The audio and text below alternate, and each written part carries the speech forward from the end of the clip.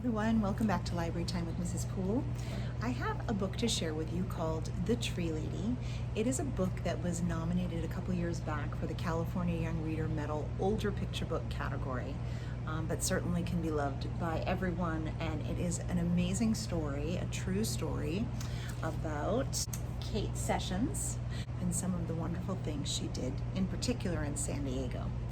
So, without any further ado, here is The Tree Lady. It is written and illustrated by Joseph Hopkins. And here we go. The Tree Lady, the true story of how one tree-loving woman changed a city forever.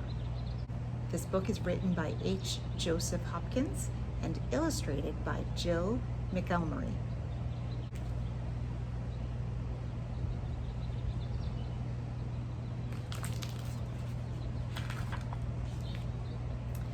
Catherine Olivia Sessions grew up in the woods of Northern California. She gathered leaves from oaks and elms. She collected needles from pines and redwoods, and she braided them together with flowers to make necklaces and bracelets. It was the 1860s, and girls from Kate's side of town weren't supposed to get their hands dirty, but Kate did.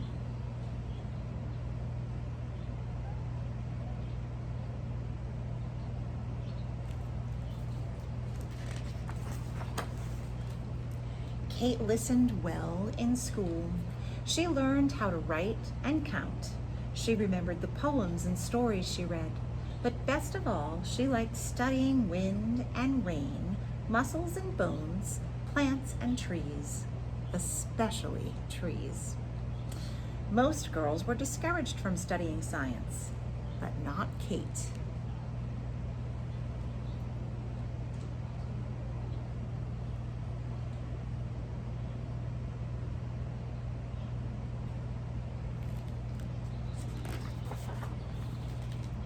Kate felt the trees were her friends. She loved the way they reached toward the sky and how their branches stretched wide to catch the light. Trees seemed to Kate like giant umbrellas that sheltered her and the animals, birds, and plants that lived in the forest. Not everyone feels at home in the woods, but Kate did.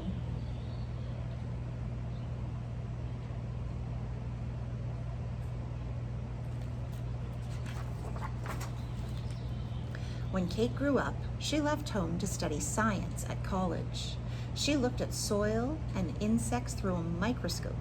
She learned how plants made food and how they drank water, and she studied trees from around the world. No woman had ever graduated from the University of California with a degree in science. But in 1881, Kate did.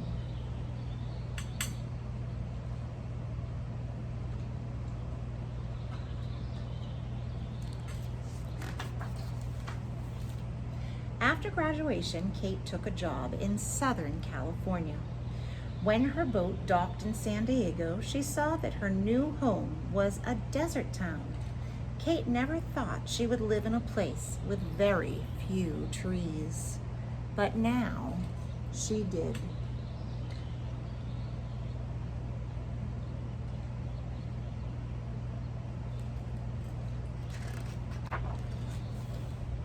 Kate began her job as a teacher.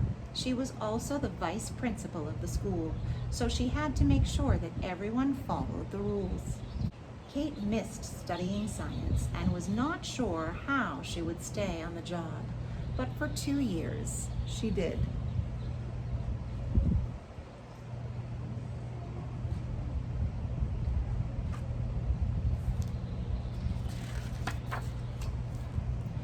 From her school, Kate could see City Park in the hills above town.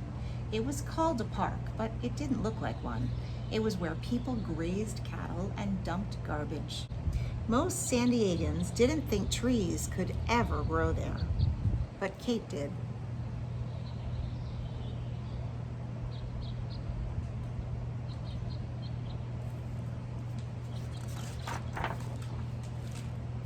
With Kate's love for the woods, she thought San Diego needed trees more than anything else. So she left teaching to become a gardener. She knew she must plant trees that could live in dry soil with lots and lots of sunshine. Her friends worried Kate wouldn't find trees like that, but she did.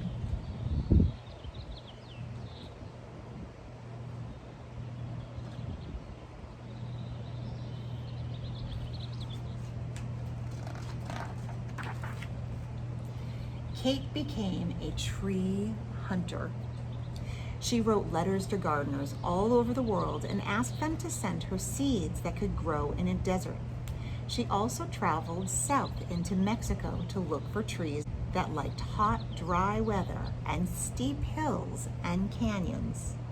Not everyone knows how to hunt for trees, but Kate did.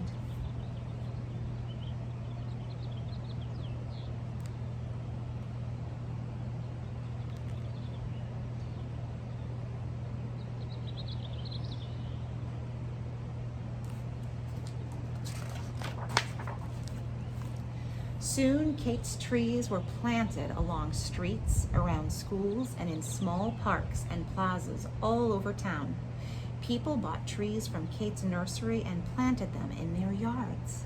From elms and oaks to eucalyptus and palms.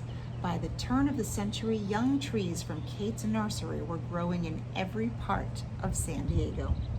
Most people didn't think a desert town could sustain so many trees, but Kate did.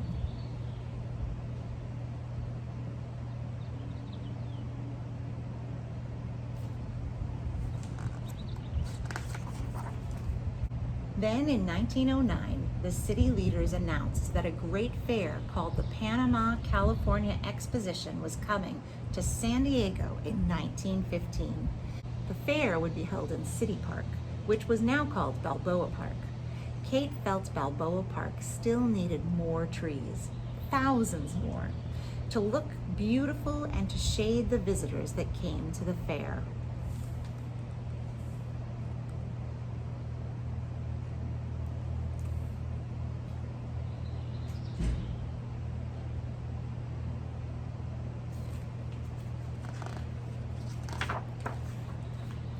That was too many trees for Kate to plant by herself, but she knew lots of people could do it together.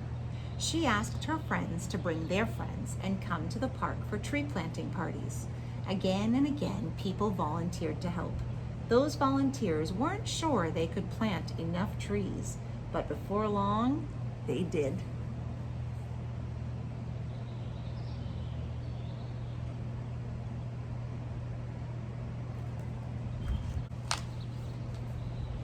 And when the fair opened, San Diego was ready. Millions of trees and plants filled Balboa Park. The fair had so many visitors, it stayed open for 2 years instead of 1. People came from near and far to see the attractions and stroll in the cool shade.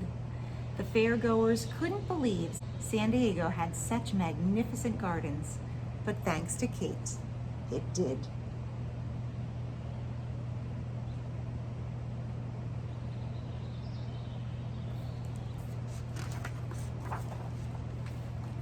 In the years after the fair, Kate was given many awards for her work, and people took to calling her the mother of Balboa Park. She continued gardening and planting trees until her death in 1940. Back then, few could have imagined that San Diego would become the lush, leafy city it is today.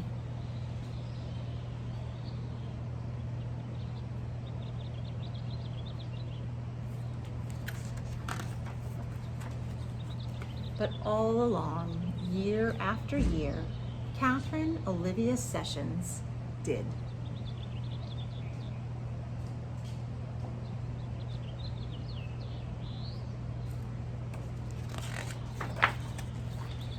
The end.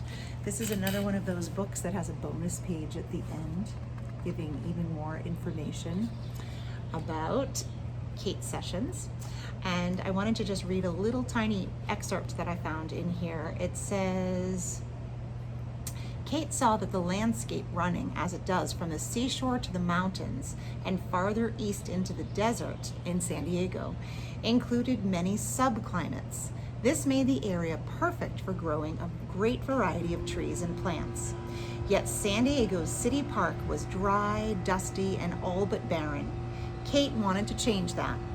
In 1892, Kate made a deal with city leaders to use land in City Park for a plant nursery. In exchange, she promised to plant 100 trees in the park every year and give the city 300 more trees for planting in other places. People loved Kate's trees, and by the early 1900s, 1 in 4 trees growing in San Diego came from her nursery.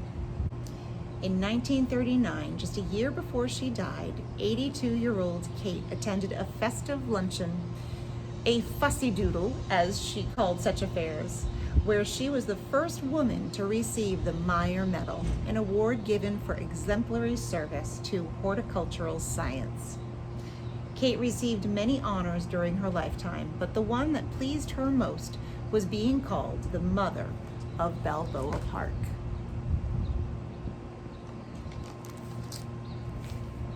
The end. I hope you enjoyed this book, The Tree Lady. I thought it was such a fascinating story, and she was such a determined person, a determined woman, being the first to graduate from one of the University of California science programs and going on to do things that most people would have said, oh, that's impossible, we can't do that. And she thought differently, didn't she? And she made such an amazing impact on the San Diego area, and probably an impact on many, many areas because of everything that she studied and everything she learned and everything that she did. So, The Tree Lady, hope you guys enjoyed. I will look forward to sharing another story with you soon. Happy reading, everyone.